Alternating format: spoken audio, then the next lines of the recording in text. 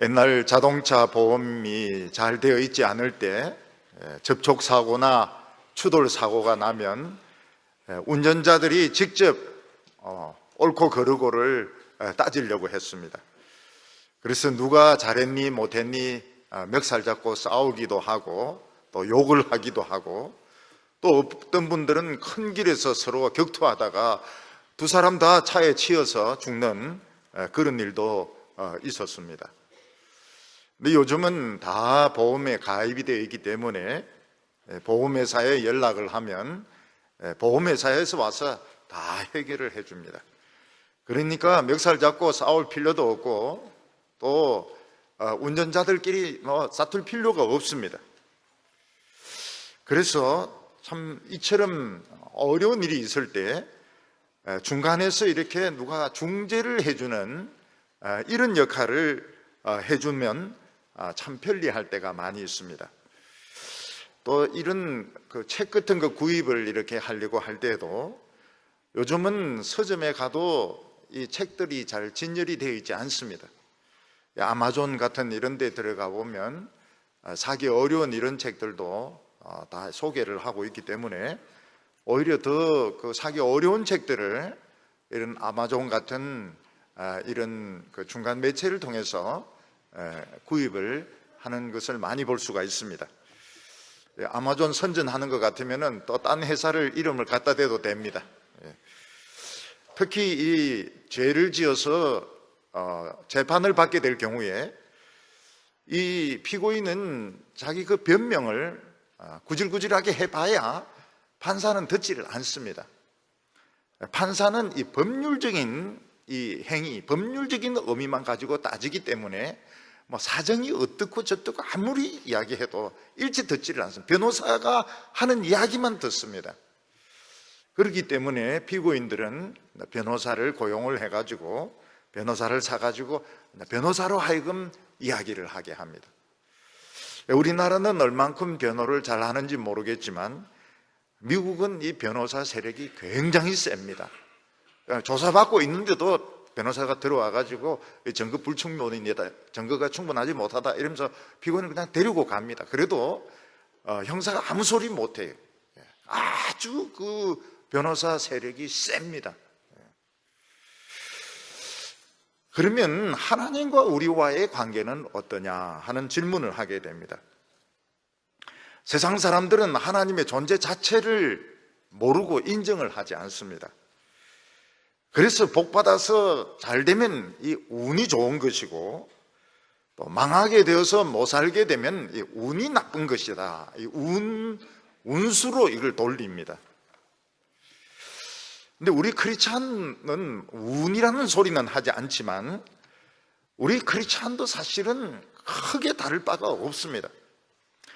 우리가 열심히 예수 믿고 또 열심히 노력하면 복받고 잘 사는 것은 틀림이 없습니다. 그렇지만은 실패하기도 하고 어려움도 오기도 하고 환난이 오기도 하는데 그때 우리가 하나님께 아무리 기도를 해봐야 기도가 응답이 안 됩니다. 그러면 이제 믿는 것이 무슨 소용이 있느냐? 믿으면 잘 돼야 되는데 잘 믿어도 어려움이 오고 환난이 오고 기도 응답이 없고 이러면 믿는 것과 안 믿는 것의 차이가 무엇이냐? 이걸 기독교인들이 고민을 굉장히 많이 합니다. 그리고 교회를 떠납니다. 이렇게 열심히 믿어도 생활이 나아지지 않고 어려움이 온다면 차라리 안 믿고 내 능력으로 한번 성공해 보겠다.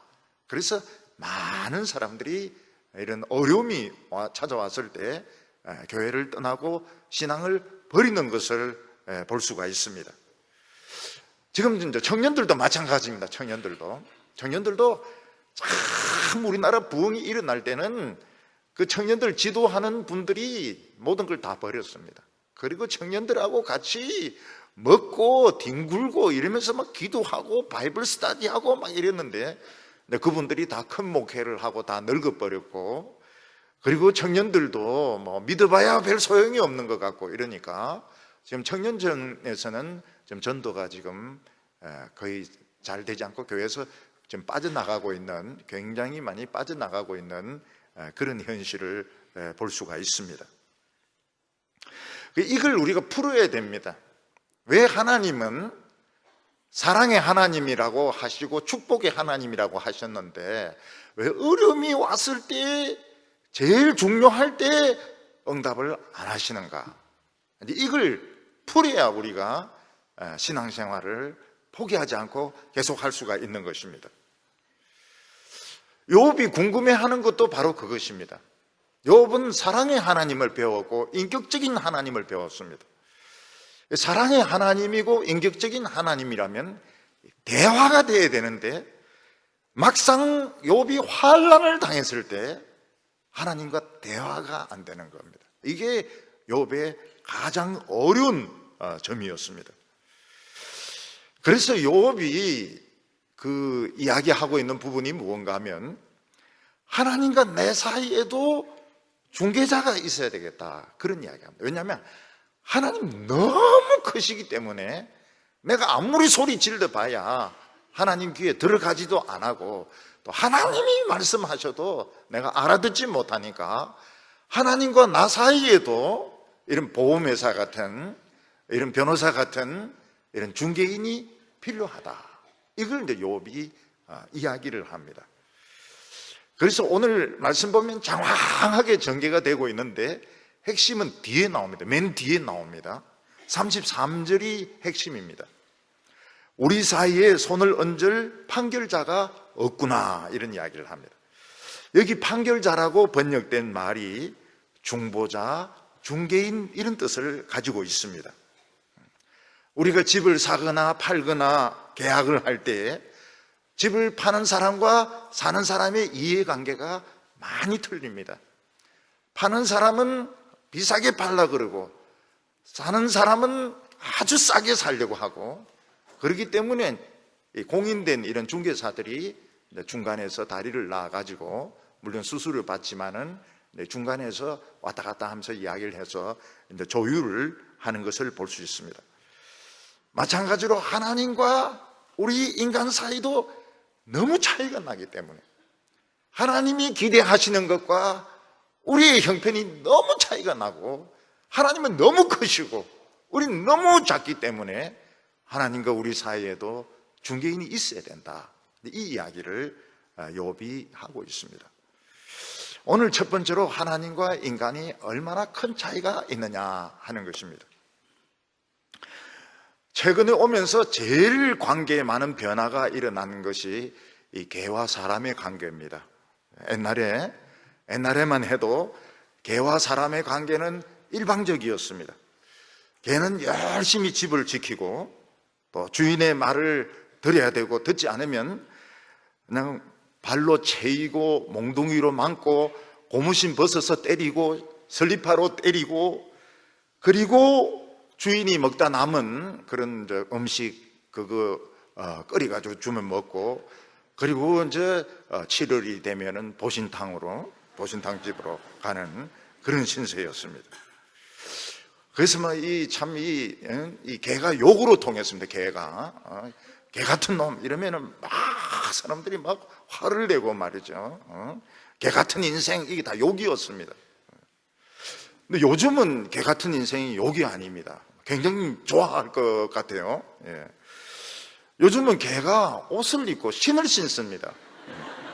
새 신을 신고 뛰어보자, 이게 이제 개들이 부르는 노래가 되었습니다. 예. 어디서 잡니까? 개집에서, 주인의 침대에서 잡니다.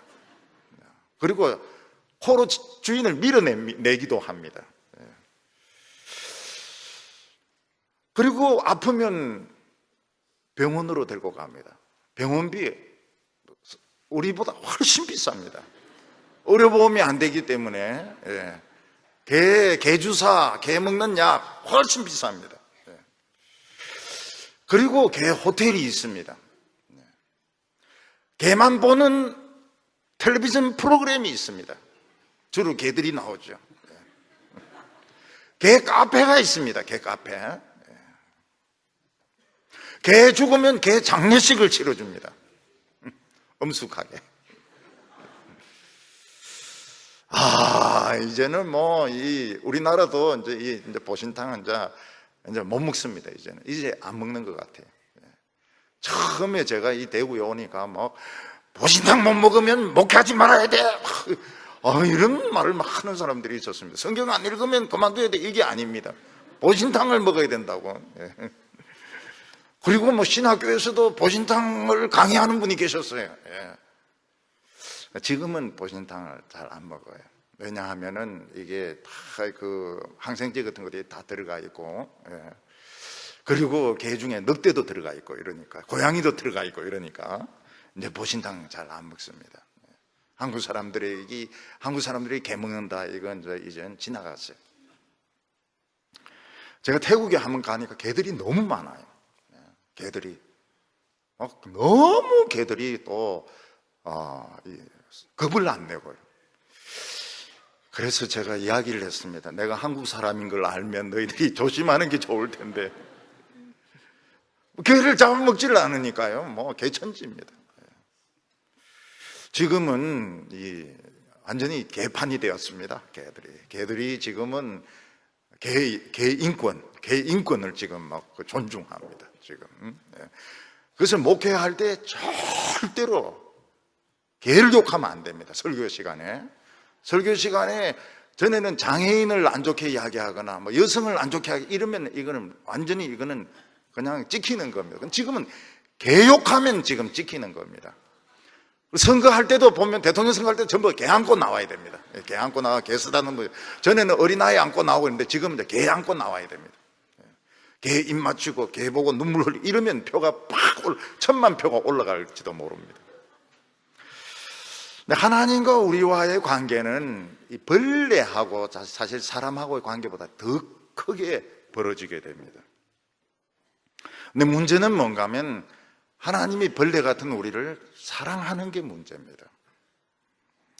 하나님이 사랑하지 말아야 간단합니다. 하나님이 우리를 사랑하기 때문에 복잡해진 것입니다. 근데 하나님이 그냥 장난치는 정도로, 찝찝거려 보는 정도로 사랑하는 게 아니에요. 진실로 사랑하고 질투할 정도로 사랑합니다. 그럼 대학생들이 옛날에 시골에 내려가면 시골에 있는 처녀들 찝찝거립니다. 그럼 이제 시골 처녀들이 막 사랑하는 줄 알고 서울까지 막 따라오고, 막 옛날에는 막 그런 장난기 있는 그런 사랑도 있었지만은, 하나님이 그런 정도로 사랑하는 게 진심으로 사랑하는 겁니다. 그래서 문제가 굉장히 복잡합니다. 평소에는 우리가 그런 이야기들을 많이 듣습니다. 하나님이 우리를 사랑하신다, 사랑하시는가 보다. 그런데 이해가 안 되는 것이, 사랑한다 하면서 고난을 주고 환난을 주고 어려움을 주는데 하나님께 따질 수가 없는 것입니다. 하나님께 사랑한다 해놓고 왜 환난을 주십니까? 왜 어려움을 주십니까? 좀 따지면 속이라도 시원한데, 하나님의 뭐 핸드폰 번호가 있습니까? 주소가 있습니까? 문자를 보내도 답이 옵니까? 그래서 힘이 들어요. 우리는 하나님의 뜻이 있다고 믿습니다. 하나님의 뜻이 있다고 믿습니다. 그런데 시간 갈수록 나의 뜻은 자꾸 실패하고 나와 전혀 상관없는 쪽으로 인생이 막 흘러갑니다. 그때 하나님을 좀 찾아가가지고 만나가지고 하나님 뜻이 뭡니까? 이걸 물어보고 싶은 거예요. 처녀들은 나 결혼합니까? 안 합니까? 물어보고 싶은 거예요. 청년들, 남자 청년들은 뭐 유학을 가야 됩니까? 취직을 해야 됩니까? 지금 디모데 애들은 나는 지금 국민병으로 빠집니까? 현역으로 빠집니까? 이제 그런 걸 묻고 싶은 거예요. 근데 하나님은 아무 말씀을 안 하십니다. 일방적으로 그냥 환난을 주시고 일방적으로 당하는 겁니다. 욥은 이게 사랑인가? 이게 하나님하고 우리와의 관계인가? 그 이제 의문을 제시를 합니다. 그래서 1절부터 3절까지 보면, 진실로 내가 이 일이 그런 줄 알거니와 인생이 어찌 하나님 앞에서 의로우랴. 사람이 하나님께 변론하기를 좋아할지라도 천마디에 한마디도 대답하지 못하리라. 욥의 두 친구들은, 세 친구가 찾아왔는데 두 친구는 하나님이 일하시는 것은 정의롭기 때문에 욥, 너는 틀림없이 죄를 지었다. 그래서 죄의 값으로 망한 것을 인정하고 다시 시작해라. 그러면 하나님께서 처음은 미약하지만 나중은 창대하게 하실 거다. 그러면서 이제 위로를 하는 거예요. 하나님이 불의하실 수 없다. 하나님은 정의로우시다. 근데 그걸 가지고 이야기를 했습니다. 근데 욥은 나는 죄 때문에 망한 게 아니라고 이야기합니다. 오히려 하나님은 너무 나를 꽉 잡고 계셔가지고 나를 망하게 하시고 침 삼킬 동안도 나를 놓지 아니하시고 하나님은 너무 나를 과대평가하는 것이 문제다. 이렇게 이야기하니까 욥의 친구들이 이제 답답해지게 되는 겁니다. 빨리 시인해버리고 털어버리고 새 출발을 하면 되는데 욥은 이제 딴소리를 자꾸 하니까 나중에 이제 언성도 높아지게 되고 나중에 막 싸우게 됩니다. 여기서 이제 욥은 나도 인간이기 때문에 하나님 앞에 완전히 어렵다는 뜻은 아니라고 이야기합니다. 인간은 근본적으로 자신의 그 본성 안에, 생각 안에 죄를 가지고 태어나기 때문에 하나님 앞에서 완전히 어려울 수 있는 사람은 없다. 이게 맞는 말입니다. 욥은 인간이 아무리 변론을 잘하고 아무리 말을 잘하는 사람도 하나님 앞에서는 하나님의 첫마디 할 때 한마디도 대답 못할 거라는 것을 욥은 알고 있었습니다. 여러분, 나름대로 이렇게 말을 잘하는 사람들이 있습니다. 회의 같은 거 할 때 보면 말을 잘하고 조리 있게 이렇게 하는 사람들이 있습니다. 그런데 이 세계적인 그 학자들 그 모임에 가면 한마디도 못합니다. 왜냐하면 그 전문적인 용어나 그 자체를 이해를 못하기 때문에 말할 수 있는 건덕지가 없고 또 무슨 말하려고 하는 동안의 화제는 확 넘어가 버립니다. 그러니까 20분 전에 한 화제를 다시 꺼내려고 하니까 이야기를 꺼내지를 못하는 겁니다. 그러니까 하나님과 우리 사이는 완전 전문 프로와 아무것도 모르는 무식한 사람들 사이와의 대화와 같기 때문에 욥은 하나님과 대화가 안 통한다 하는 것을 이야기를 하고 있습니다. 4절에 그는 마음이 지혜로우시고 힘이 강하시니 그를 거슬러 스스로 완악하게 행하여도 형통할 자가 누구랴.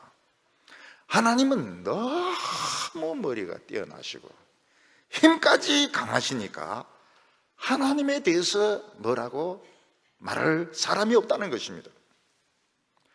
예를 들어서 소설의 저자는 수많은 주인공을 만들어내고 이야기를 풀어나갑니다.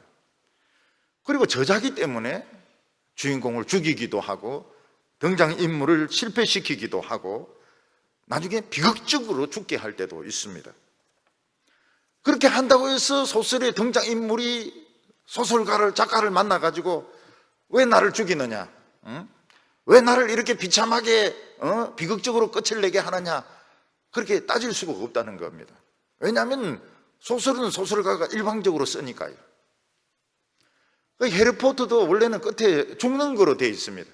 그러니까 애들이 막 포터 죽이지 말라고 막 편지를 써가지고 포터가 안 죽습니다. 포터가 안 죽고 워낙 애들이 그냥 항의를 해가지고 주인공을 죽이지를 못합니다. 하나님과 인간의 관계도 그렇습니다. 하나님이 수많은 캐릭터들을 만들어내고 하나님께서 스토리를 진행을 시키기 때문에 뭐 어떻게 하든 우리는 하나님께 항의를 할 수가 없는 겁니다. 5절과 6절 보면 그가 진노하심으로 산을 무너뜨리시며 옮기실지라도 산이 깨닫지 못하며 그가 땅을 그 자리에서 움직이시니 그 기둥이 흔들리도다. 지진으로 산을 흔들기도 하고 움직일 때도 있습니다. 얼마 전에 인도네시아에서 지진이 일어났는데 도시 전체가 1m 밀렸다고 합니다. 어떤 곳에서는 산이 솟아오르기도 하고 어떤 곳에서는 땅이 가라앉기도 합니다. 근데 산은 그걸 모르고 인간은 그것을 막을 수도 없고 원상 회복시킬 수도 없습니다. 왜냐하면 너무 하나님이 하시는 일의 에너지가 크기 때문에 인간들은 그냥 피해서 사는 수밖에, 목숨을 건지는 수밖에 없지. 왜 산을 무너뜨리십니까? 왜 땅을 옮기십니까? 이걸 따질 수가 없다는 겁니다. 8절 보면 그가 홀로 하늘을 펴시며 바다 물결을 밟으시며, 우리는 하늘이 균일한 거라고 생각합니다. 균등한 거라고 생각해요. 그런데 하늘이 균등해야 될 이유가 없습니다. 어떤 곳은 수축될 수도 있고 어떤 곳은 팽창이 될 수도 있습니다. 고기압도 있고 저기압도 있습니다. 하늘이 쭈그러들 수도 있습니다. 근데 하나님은 매일 다리미질을 합니다. 무슨 다리미질을 합니까? 하늘을 펴는 다리미질을 합니다. 그래서 대체로 균일하게 하십니다. 고기압도 있고 저기압도 있고 또 공기가 없는 부분도 좀 있기도 하고 이렇지만은 하나님은 너무 공기가 쏠리지 않도록 다리미질을 해가 매일 다리미질을 해가지고 지구에 골고루 공기가 있게 한다는 것입니다. 그래서 다리미질의 원조가 누구냐? 하나님, 이렇게 나옵니다. 하나님. 저도 이 다리미질을 좀 하는데요, 할 때마다 줄이 생깁니다. 그래서 바지에 줄이 3개도 있고 4개도 있고, 어떤 때는 여러 줄 세운 게 유행될 해가 있었어요. 그때는 저도 문제가 없었습니다. 근데 딱 한 줄만 생겨야 될 때 이때는 참 어려움이 많아요. 줄이 자꾸 생겨가지고요. 옛날에는 이게 칼이 돼야 되거든요. 줄을 칼로 쫙, 군대 다닐 때는 이거 막 칼을 팍 해가지고 막 비지는 않지만은 딱 그런 옷을 입고 딱 제복 입고 이렇게 해야 되는데, 줄 2개 세워가지고 탁 쓰면은 말이죠, 이게 방 안에는 안 보입니다. 방 안에는 검은 옷이기 때문에. 근데 밖에 나가면 이게 다 보여요. 아이고 참 그렇죠.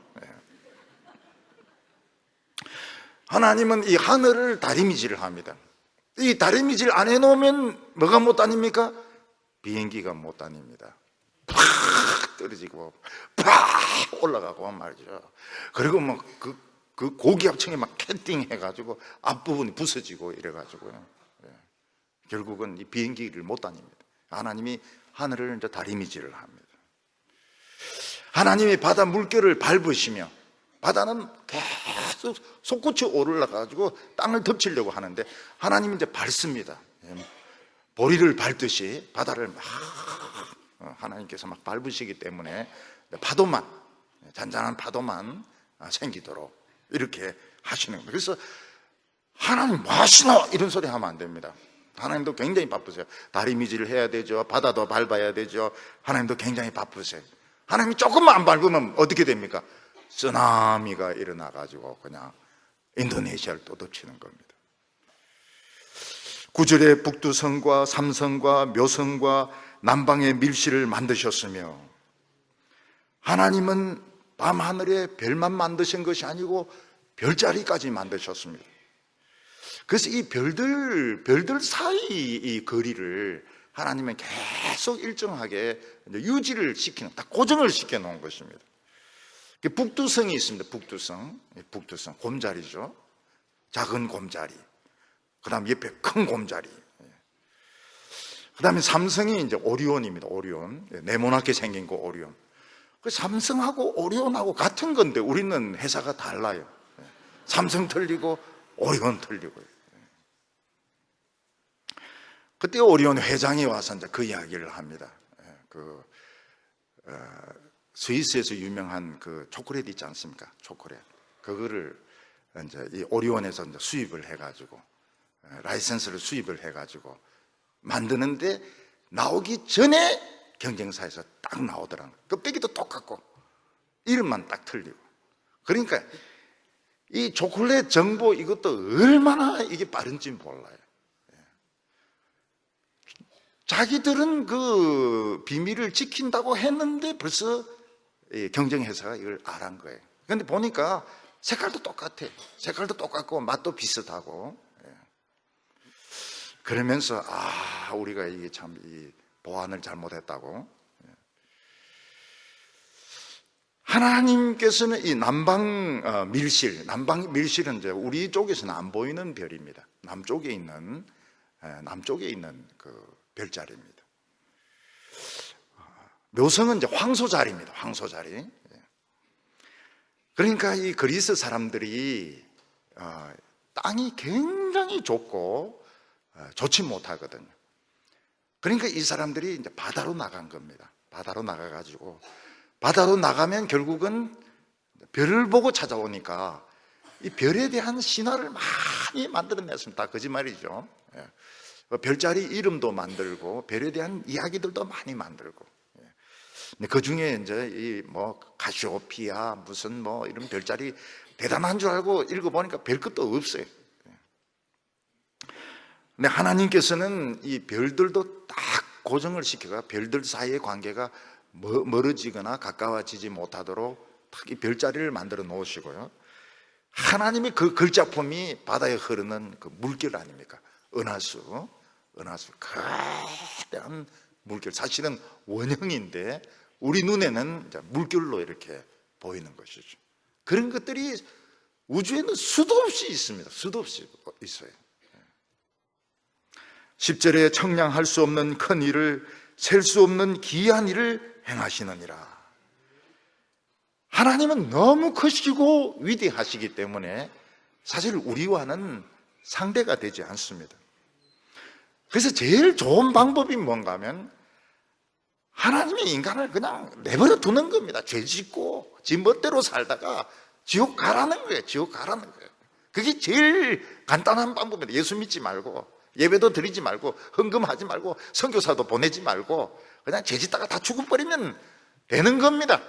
막 그렇게 해도 불만을 할 사람 아무도 없습니다. 우리 원래 벌레니까요. 제가 전주에 한번 가니까 아침에 누가 탁 청년이 들어오면서 시락국 주세요 이렇게 그리고 끝나면 좋은데 왜 아침부터 시락국을 먹냐고 주인이 이야기하면 우리는 시래기 같은 놈들이니까요 이러면서 굉장히 그 이야기가 참 재미있어요. 그냥 그 간단한 겁니다. 예수 믿을 필요도 없고 선교할 필요도 없고 그냥 죄 짓고 먹고 마시고 개돼지처럼 살다가 죽으면 지옥 가면 끝나는 거예요. 근데 문제는 하나님이 우리를 사랑하시는 겁니다. 사랑하시는 거예요. 근데 장난으로 사랑하는 게 아니고 진짜 사랑하는 것이고 질투하실 정도로 사랑하시고요. 질투하실 정도로 사랑하시고요. 그리고 또 환난은 주시고 이게 이해가 안 되는 겁니다. 정상적으로는 예수 안 믿는 것이 맞습니다. 예수 안 믿고 죄 짓다가 지옥 가는 게 맞아요. 근데 문제는 하나님 우리를 사랑하는 게 문제입니다. 그리고 하나님이 우리에게 선교하라고 하시고 또 하나님이 우리를 질투하신다고 말씀하시고 하나님은 영적인 존재이기 때문에 우리는 하나님을 볼 수도 없고 느낄 수도 없습니다. 11절에 그가 내 앞으로 지나시나 내가 보지 못하며 그가 내 앞에서 움직이시나 내가 깨닫지 못하느니라. 하나님이 빼앗으면 누가 막을 수 있으며 무엇을 하시나이까 하고 물을 수 있으랴. 하나님 내 앞을 이제 지나갔습니다. 그 압니까? 모릅니다. 하나님 영이시니까 우리는 모릅니다. 하나님 우리 옆에서 움직이시지만 우리는 하나님을 느끼지 못합니다.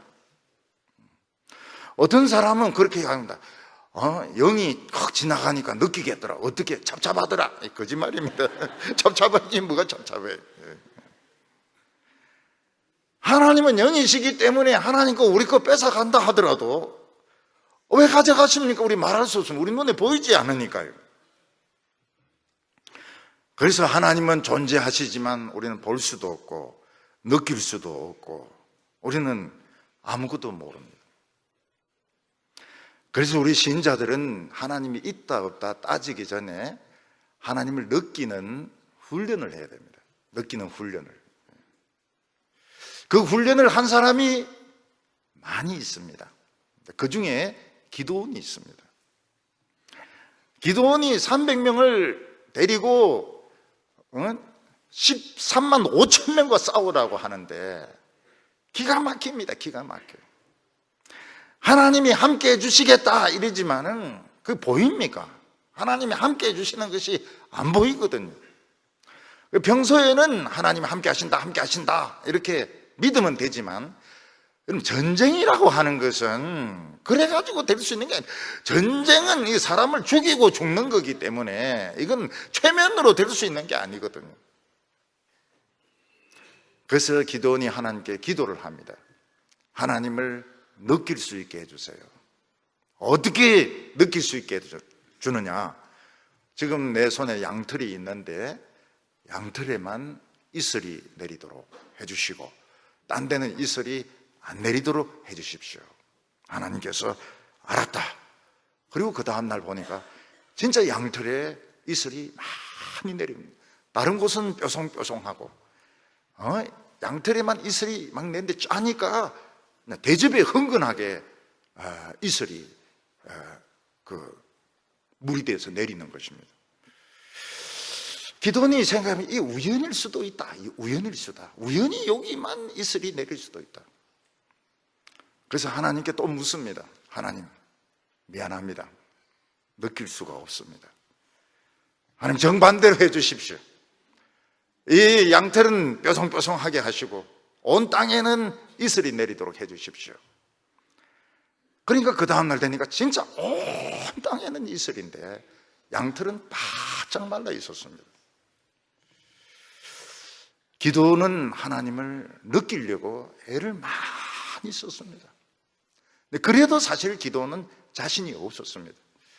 나중에 하나님은 그 미디안 족속들이 꿈을 꾼 것을 통해서 또 한 번 느끼게 해주셨습니다. 여호수아는 하나님이 함께 하시는 것을 느꼈습니다. 그래서 어떤 기도까지 합니까? 태양이 머무는 기도까지 합니다. 하나님이 함께 하시면 태양아 머물러라. 기도원 위에 머물러라. 기브온 위에 머물러라. 달아 아얄란 골짜기에 머물러라고. 그런데 그대로 되었습니다. 오늘 우리들이 하나님이 있다 없다, 무엇이 옳다 틀리다 하기 전에 우리 자신이 하나님을 느끼는 훈련을 해야 됩니다. 느낄 수 있는 자기만의 훈련을 하셔야 됩니다. 우리는 하나님을 놓칠 때가 많이 있습니다. 어린아이가 잠자다가 깨보니까 엄마가 없어요. 그럼 애가 막 웁니다. 엄마가 없으니까요. 엄마가 없으니까 막 통곡을 합니다. 우리는 하나님을 잃어버릴 때가 굉장히 많습니다. 그 하나님을 느끼는 훈련을 해야 됩니다. 하나님이 내 옆에 계시고 나를 붙잡고 계시고 나를 돕고 계신 것을 느낄 수 있어야 됩니다. 아주 작은 것을 통해서. 작은 것을. 저는 전에 설교 준비하면서 하나님의 그 임재를 느낄 때가 많았습니다. 또 설교하면서 하나님의 임재를 느낄 때가 많았습니다. 아프고 난 뒤에 멍청해져 버렸습니다. 멍청해서 사람이 멍하게 돼버렸어요. 감각을 잃어버렸습니다. 감각을 느끼는 것이 없어져 버렸어요. 어떤 데는 기쁨도 없고 슬픔도 없고 그냥 하나님의 임재도 없고 그냥 아무것도 못 느끼게 되었습니다. 요새도 하나님이 막 감각을 살려주시려고 막 이렇게 애를 많이 쓰시는 걸 느낍니다. 감각이 없어져 버렸어요. 슬퍼야 되는데 슬프지가 않아요. 슬프지가 않아요. 기뻐야 되는데 기쁘지도 않아요. 하나님을 느낄 수도 없게 돼버렸어요. 하나님이 그 감각을 살려주려고 많이 그 환자들 보면 무릎을 탁탁 때려보지 않습니까? 의사가 탁탁 때려보면서 이렇게 반응이 있으면 이 다리 이거 마비 안 된 거라고 말이죠. 여기도 때려보고 머리도 때려보고 말이죠. 손도 때려보고 이러면서 감각을 자신의 그 감각을 살려내야 됩니다. 어떤 분은 전혀 생길 이유가 없는 돈이 생기는 걸 통해서 하나님 감각을 느끼는 분이 있어요. 그거 굉장히 좋은 방법입니다. 그거 현찰로 하나님이 오늘 10만 원만큼 나에게 오셨구나. 그것도 좋은 방법이고요. 뭐 굉장히 많은 방법들이 있어요. 많은 예수님은 얼마나 감각이 예민한지 참새를 보고서도 아버지를 느끼고, 이 덜에 핀 백합화를 보고서도 하나님을 느끼고, 뭐 예수님은 뭐 온갖 걸 보고도 하나님을 다 느꼈습니다. 우리는 지금 그럴 만한 실력은 못 되고 나름대로 이걸 확 느껴야 됩니다. 하나님을 느껴야지 용기가 확 생기게 되지, 논리 가지고 안 돼요. 논리 가지고는 위기 때는 안 됩니다. 느껴야 돼요. 감각이 꽉 살아나야 됩니다. 그래서 욥이 지금 이야기하는 거, 하나님은 너무 크시고 나는 벌레와 같아가지고 의사소통이 안 된다, 그런 말을 하고 있습니다. 두 번째는 그럴 뿐만 아니라 하나님은 일방적이시더라는 것입니다. 하나님이 축복을 주시고 좋은 일을 주실 때는 참 좋은데, 매를 드시고 환난을 주실 때는 일방적으로 그냥 하나님 내리치시더라는 것입니다. 13절과 14절 보면 하나님이 진노를 돌이키지 아니하시나니 라합을 돕는 자들이 그 밑에 굴복하겠거든 하물며 내가 감히 대답하겠으며 그 앞에서 무슨 말씀을 택하랴. 하나님이 환난을 주실 때 그냥 어려움만 주시는 것이 아니고 회복이 거의 불가능할 정도로 우리 인생을 부수어 놓습니다. 이게 우리 눈에는 어떻게 보면 하나님의 진노를 계속 퍼붓는 것처럼 느껴지는 것입니다. 여기 라합을 돕는 자들을 굴복시킨다 이렇게 말했는데, 라합은 레바이어슨, 이래서 악을 말하기도 하고 애국 왕을 말하기도 하고 사탄을 말하기도 합니다. 여기서는 무엇인가 하면 이 애국 왕이나 사탄을 말하기보다는 우리 속에 있는 이 죄의 본성을 말합니다. 라합을 돕는 자라고 하는 것은 우리 속에 있는 좋지 못한 이 본성, 이게 완전히 부서질 때까지 우리를 해부하시고 우리를 해체시키시고 우리를 벗기시고 우리를 이겨 놓으시는 것입니다. 평소에 보통 신자들은 참 잘 믿는다는 개념이 뭡니까? 세상에서도 성공하고 교회에서도 충성하고 교회에서도 열심히 내고 세상에서도 성공하고 이러면 참 신앙이 좋은 거로 생각합니다. 근데 하나님의 손에는 절대로 안 붙들려요. 하나님 손에는 절대로 안 붙들립니다. 그 신앙을 무슨 신앙이라고 그랬습니까? 뺀질이 신앙이라고 그랬어요. 뺀질이. 교인들이 보기에는 충성됩니다. 단기 선교도 갔다 오고 말이죠. 막 교회 충성도 하고 있는데 절대로 하나님 손에 안 붙들립니다. 싹싹 빠져나가요. 미꾸라지 같이. 그러다가 하나님 손에 걸려들 때가 있습니다. 어떻게 걸려듭니까? 병으로 치시든지 어떻게 치시든지 하나님께서 꽉 찍어 놓습니다. 찍어 놓으면은 이제 갈 데가 없어요. 직장도 없고 뭐 학벌은 좋아도 아무데도 그 사람을 받아주는 데가 없습니다. 아무도 받아주는 데가 없어요. 그때 하나님으로부터 도망치려고 아무리 기도해도 반응도 없어요. 왜 반응이 없냐면 그 기도 내용이 주로 도망치게 해달라는 기도이기 때문에. 14절과 15절 보면 하물며 내가 감히 대답을 하겠으며 그 앞에서 무슨 말을 택하랴. 가령 내가 어려울지라도 대답하지 못하겠고 나를 심판하실 그에게 간구할 뿐이며. 하나님은 우리 모든 성도들을 뭐로 보십니까? 금성분이 들어있는 원석으로 보십니다. 세상 사람들은 금성분이 없기 때문에 부술 필요가 없습니다. 부수면 손해입니다. 그냥 쓰면 됩니다. 돌로 쓰면 됩니다. 돌로 뭐 받쳐놓든지 뭐 돌 던지든지 돌 가지고 다 돌담을 만들든지 쓰면 됩니다. 근데 하나님의 백성들은 말씀을 들었기 때문에 안에 금성분이 들어있습니다. 이 금성분이 들어있는 돌은 어떻게 됩니까? 부수어야 됩니다. 부수어야 돼요.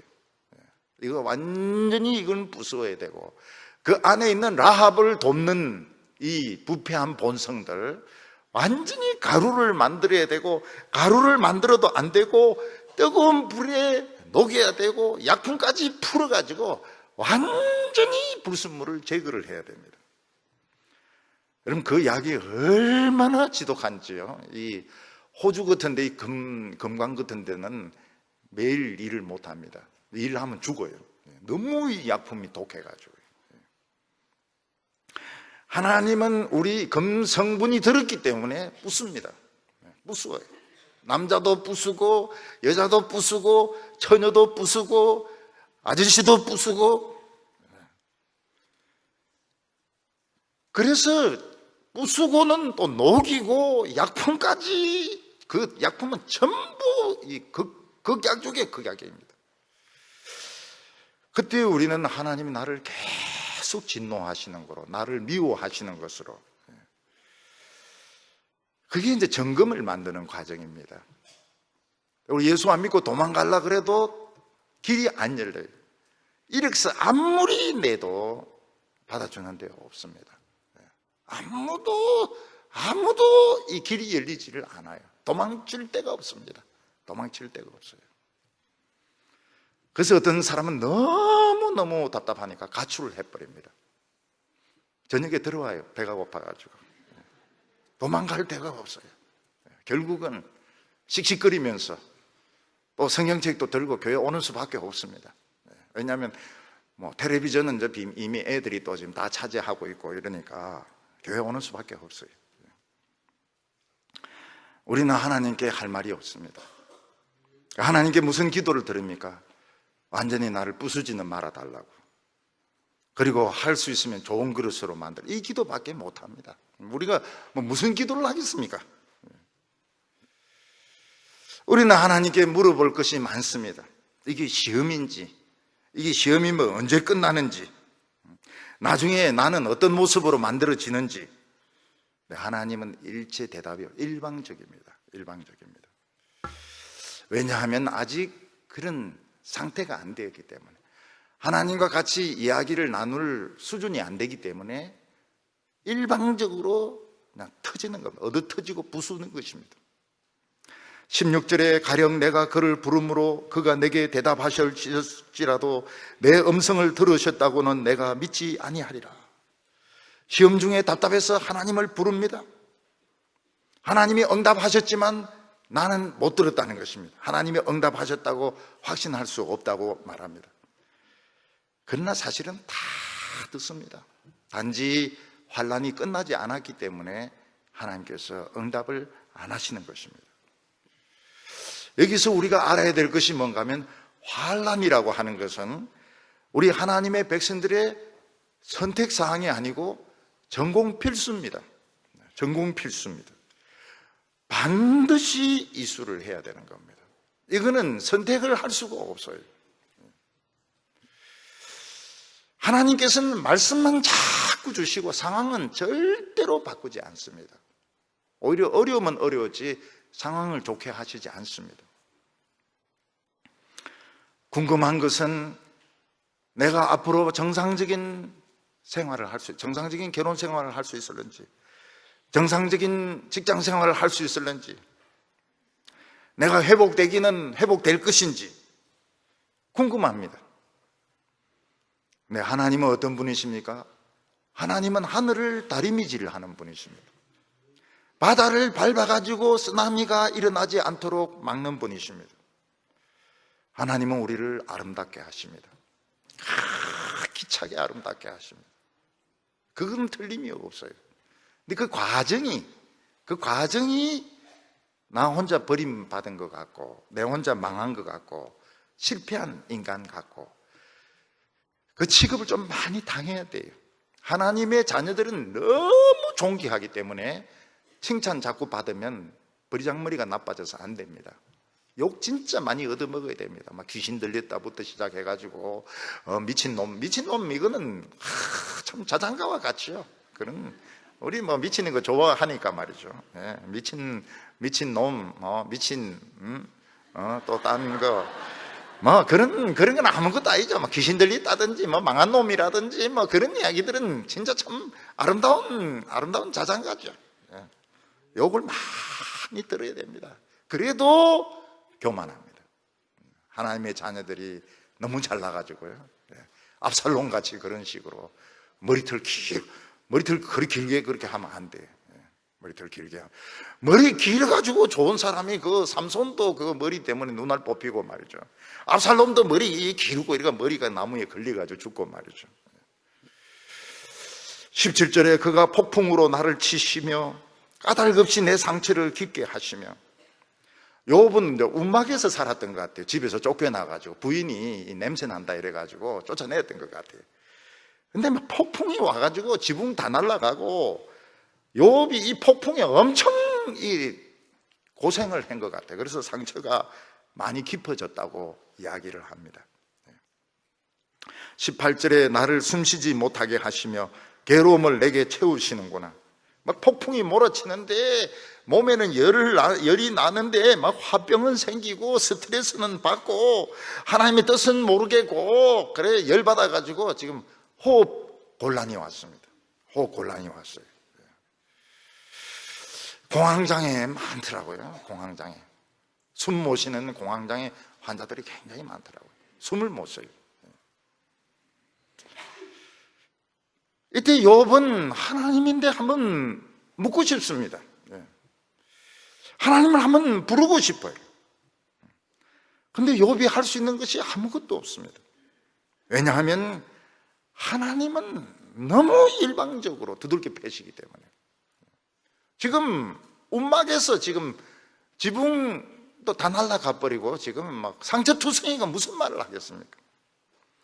그때 깨닫는 것이 나는 흙덩어리구나. 코만 막으면 죽는 인간이구나. 이걸 빨리 깨닫는 천재가 아닙니다. 천재는 무슨 놈의 천재입니까?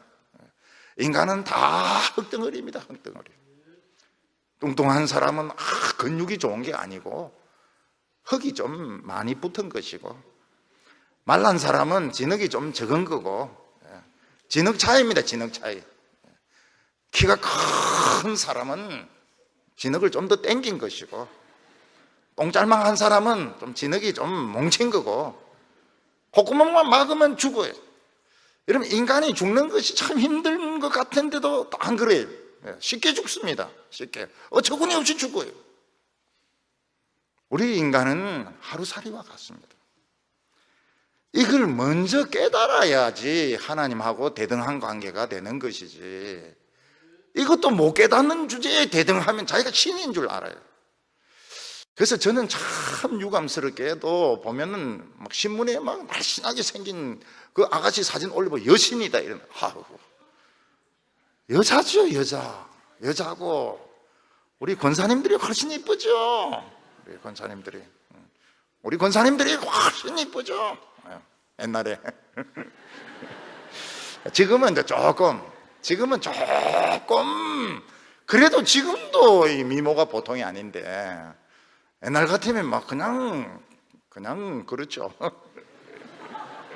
여신이라고 바둑 잘 두면 뭐 입신이라 그러고요. 공부의 신이라 그러고. 야, 공부의 신이 어디 있습니까? 신이 무슨 공부를 해요? 신이 무슨 공부를 합니까? 신은 놀아야지. 그런 말들을 그냥 예사로 합니다. 예사로. 고무신, 헌신, 세신 아무렇게나 합니다. 인간은 흙덩어리입니다. 흙덩어리 빼려고 애를 많이 쓰는데 애 많이 쓰세요. 흙덩어리 허리 잘로 가게 그렇게. 19절과 20절 보면 힘으로 말하면 그가 강하시고 심판으로 말하면 누가 그를 소환하겠느냐. 가령 내가 어려울지라도 내 입이 나를 정죄하리니 가령 내가 온전할지라도 나를 정죄하리라. 힘으로 하나님을 끌고 와서 따질 수 있습니까? 저 하늘을 다리미로 하시는 그 크신 분을, 바다를 발로 밟으셔서 쓰나미 안 일어나게 하시는 분을 감히 모셔와가지고 왜 나를 이렇게 아프게 하냐고 따질 수가 있습니까? 자기가 아무리 어렵다고 하더라도 이거는 상대가 안 되는 겁니다. 자기 입이 자기를 탁 때리면서 입 다물으라고, 응? 입 다물으라고. 네가 감히 누구인데 대놓고 함부로 따지느냐고. 행위를 가지고 어려울 사람은 아무도 없습니다. 행위를 가지고. 내가 아무리 다른 사람에게 구제 많이 했다 하더라도 수입에 비하면 그거는 아무것도 아닙니다. 아무것도 아니에요. 실제로 가지고 있는 게 훨씬 많습니다. 그러니까 아무 소리 안 하는 게 좋은 거예요. 아무 소리 안 하는 게 좋아요. 사람은 모르잖아요. 중심을 모르잖아요. 그러니까 입이 이야기를 합니다. 입이 탁 때리면서. 그 아나니아와 삽비라도 어떻습니까? 반 감춰놓고 반 내놔는 것보다 대단한 건데 다 내놨다 하다가 죽는 거거든요. 입이 탁 때리는 겁니다. 사람은 알 수가 없어요. 오늘 세 번째로 하나님과 나 사이에 중보자가 있다는 것입니다. 욥은 처음에 옳고 그른 것을 가지고 막 따지려고 했습니다. 근데 옳고 그런 것을 가지고는 해결이 되지가 않아요. 이거는 뭐 옳아봐야 개미들 세계의 정의지, 응? 그 벌들 세계의 정의지. 이 하나님하고는 이 스케일이 안 맞는 것입니다. 여러분, 암 환자라고 하지만 이기하고 사기하고는 사실 의사가 보기에는 본인들은 큰 차이가 있죠. 그런데 의사가 보기에는 이거는 다 암 환자인 겁니다. 암 환자. 암 환자. 욥이 깨닫는 것이 뭔가 옳고 그런 것 가지고는 하나님 앞에 이야기를 못 꺼낸다는 겁니다. 결국은 하나님의 그 사랑하신다는 말을 믿을 수밖에 없는 겁니다. 그거 외에는 해결 방법이 없어요. 21절에 내가 온전하다마는 내가 나를 돌아보지 아니하고 내 생명을 천히 여기는구나. 욥은 죄를 짓지는 않았습니다. 그러나 죄질 생각을 안 한 건 아닙니다. 욥의 마음속에도 시도 때도 없이 죄를 생각을 많이 했던 것입니다. 22절과 23절에 일이 다 같은 것이라 그러므로 나는 말하기를 하나님이 온전한 자나 악한 자나 멸망시킨다 하나니 갑자기 재난이 닥쳐 죽을지라도 무죄한 자의 절망도 그가 비웃으시리로다. 악한 자나 의로운 자나 하나님 보시기에 다 똑같은 죄인이라는 것입니다. 이 세상 살면서 복을 받을 수도 있고 망할 수도 있는데 결국은 하나님의 심판을 받을 수밖에 없다는 겁니다. 나는 무죄한데 왜 망합니까? 무죄하긴 뭐가 무죄하냐는 거예요. 다 속으로는 다 죄가 있는데. 욥은 인생이 너무 빨리 지나가는 것을 깨달았습니다.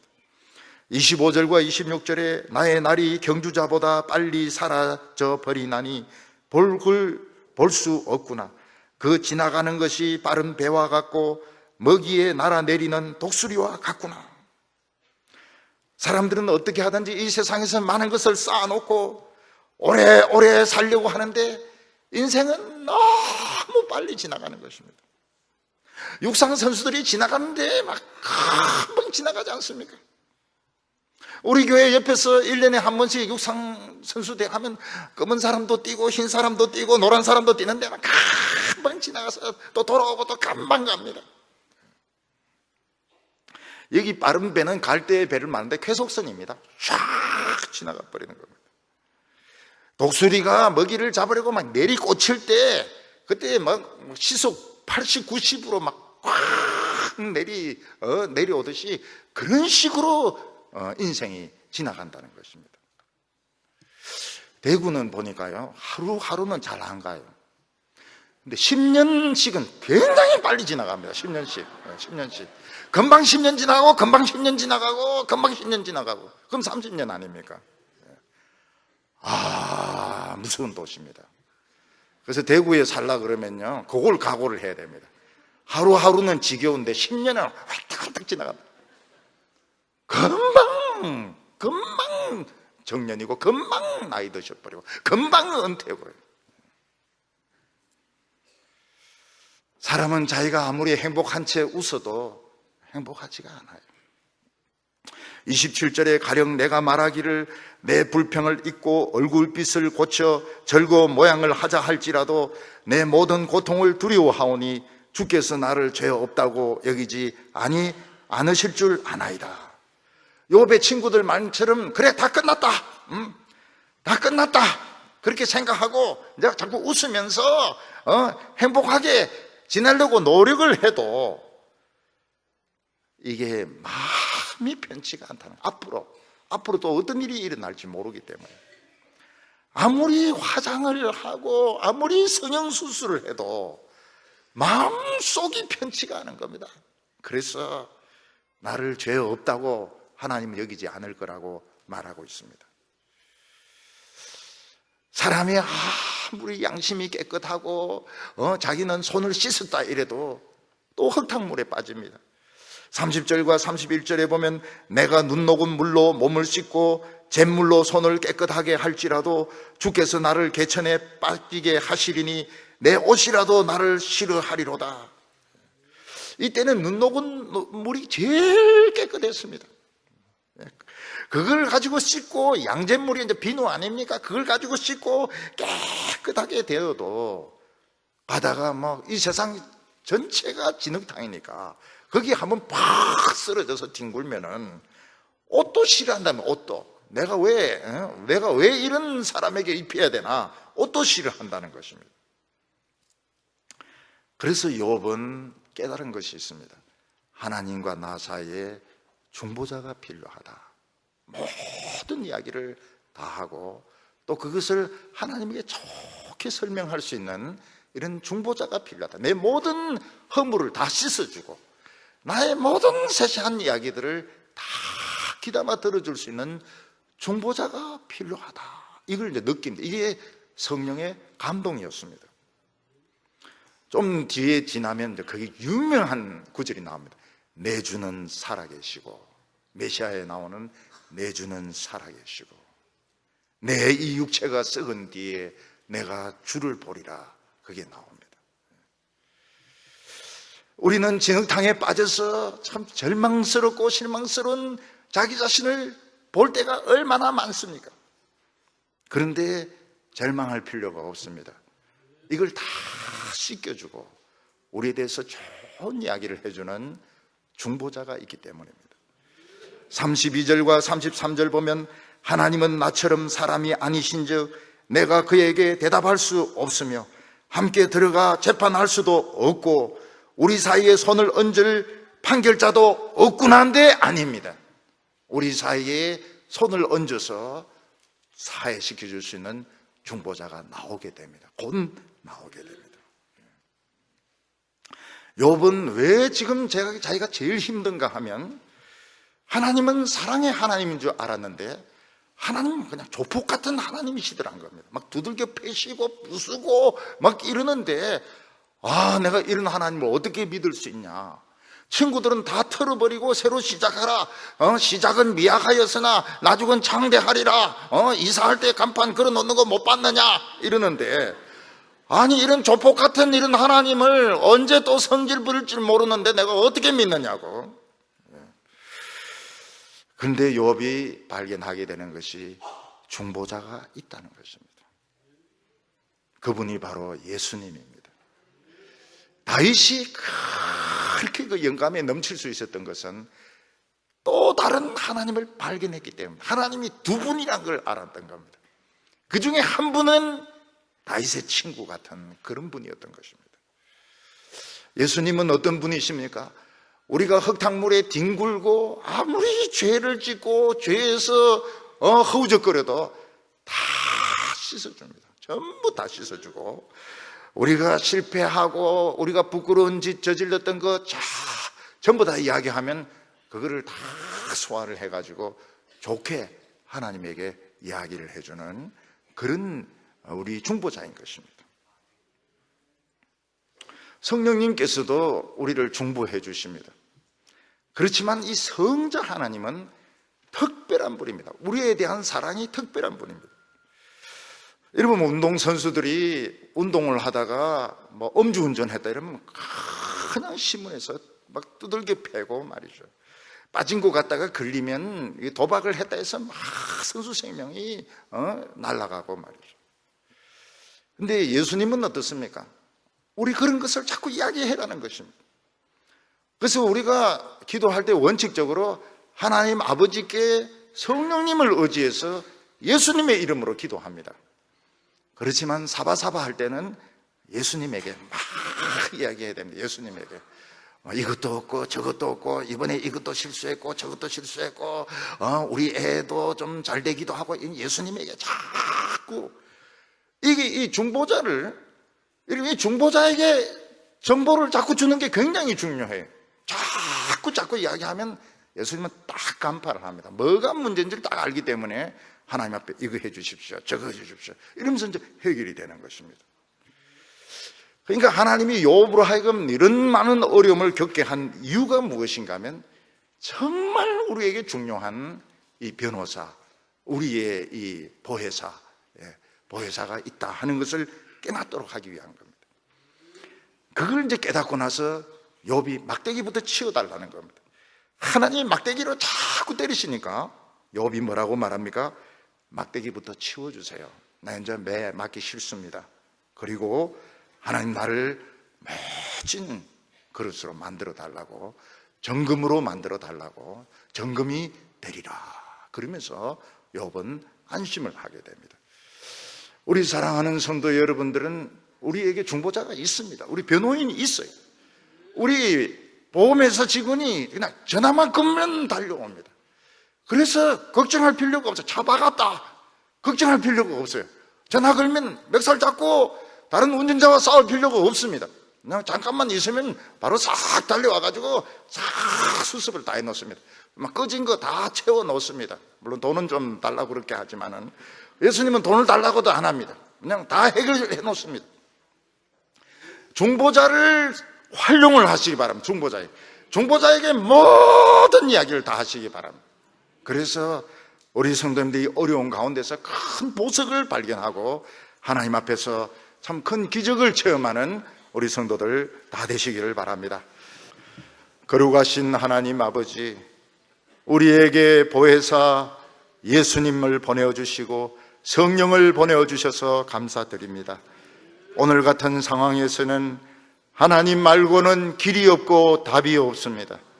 우리가 하나님에게 매달리게 하여 주옵소서. 우리가 흙덩이인 것을 기억을 합니다. 코만 막으면 죽을 수밖에 없는 나약한 인생인 것을 고백을 드립니다. 그러나 하나님의 사랑하심을 믿습니다. 전능하신 하나님의 능력을 믿습니다. 오늘 온 성도들에게 성령 충만함을 허락하여 주셔서 우리가 세상의 편안함과 안일함과 부와 명예를 누리고 살려고 하지 말게 하여 주시고 하나님의 백성답게 용감하게 고난을 이기게 하여 주시옵소서. 선교사님에게 용기를 주시고 우리에게 기도의 불을 허락하여 주셔서 예수님이 주신 사명을 잘 감당하게 하여 주시옵소서. 예수님의 이름으로 기도하옵나이다.